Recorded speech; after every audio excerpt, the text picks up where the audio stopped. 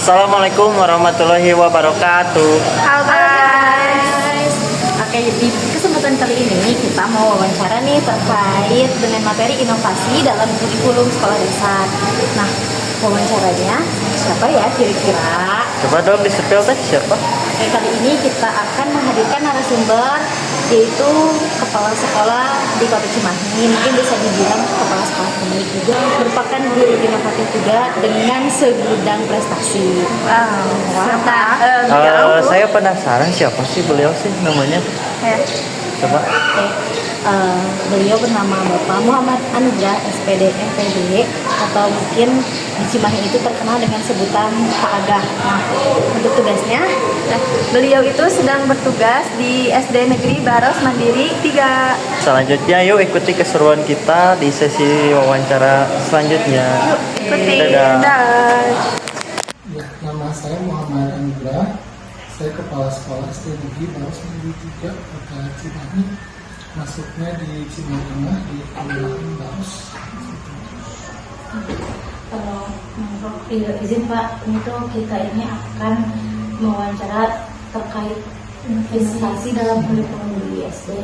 Kebetulan kan saya tahu bahwa Bapak itu pernah menjuarai CIMA mungkin Pak ya. Jadi kemungkinan insya Allah Bapak orang yang tepat untuk diwawancarai terkait dengan inovasi-inovasi di kurikulum di sekolah dasar. Saya coba membantu, tapi mungkin agak sedikit berbeda karena kalau inovasi yang saya laksanakan itu lebih ke arah inovasi pendidikan secara umum. Itu bukan inovasi di sekolah, tetapi ini nggak masalah, kita bisa berdiskusi. Pertama, gimana Bapak mendefinisikan inovasi kurikulum dalam konteks pembelajaran? Jadi sebelumnya gitu ya, Bapak dan Ibu di sini apakah sudah mengetahui inovasi itu apa? Itu udah tahu nggak inovasi itu apa? Inovasi Pembaharuan yang betul. Ada yang bisa menambahkan?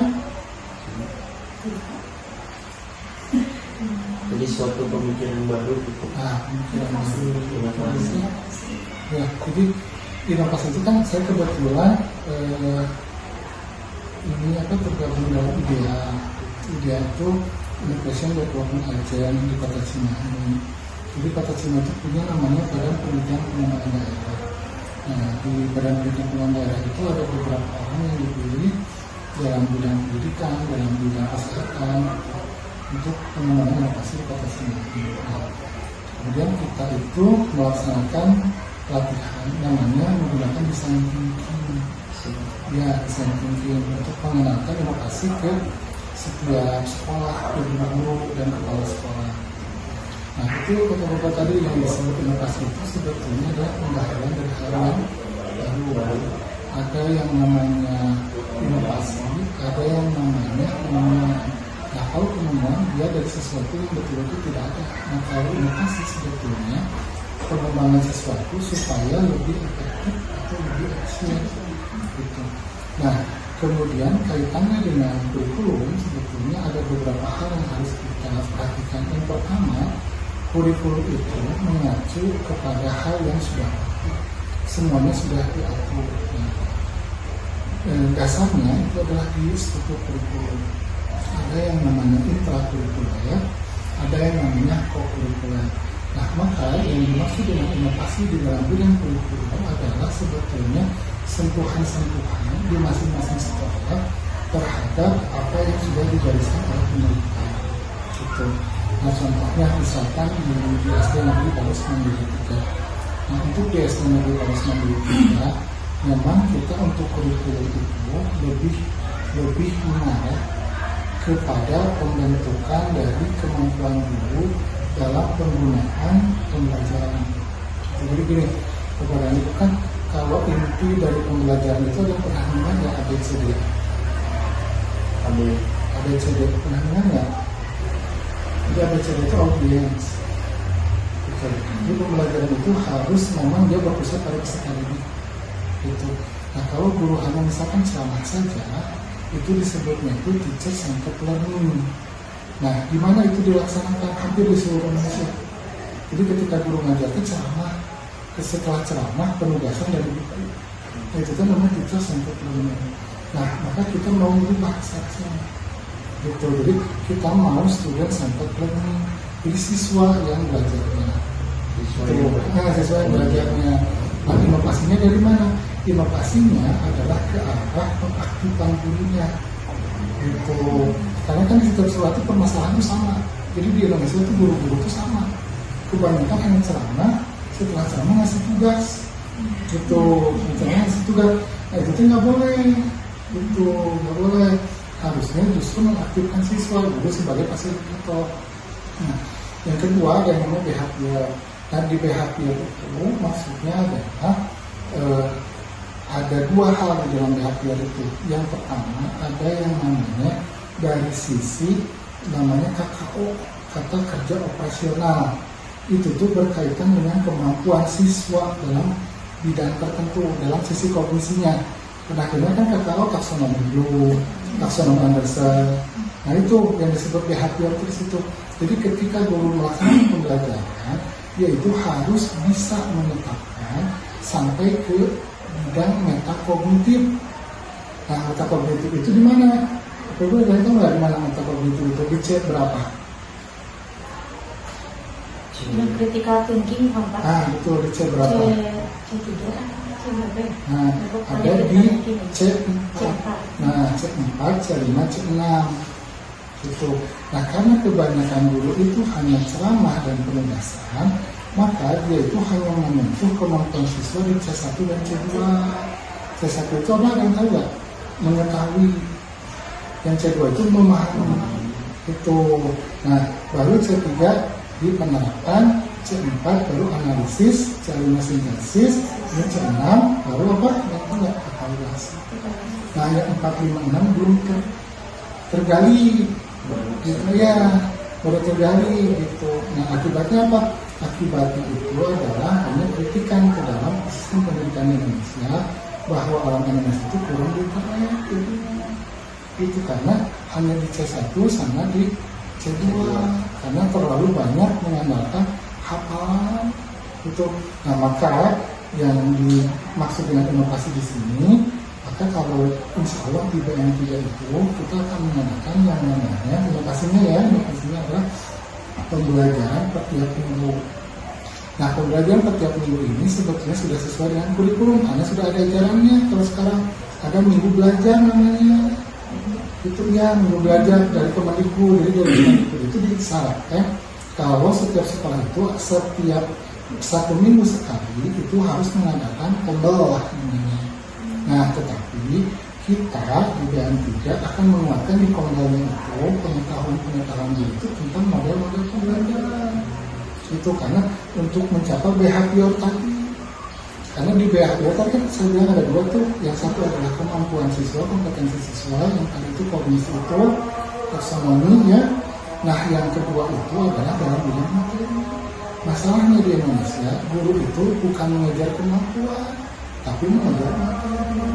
Padahal di behavior ada dua.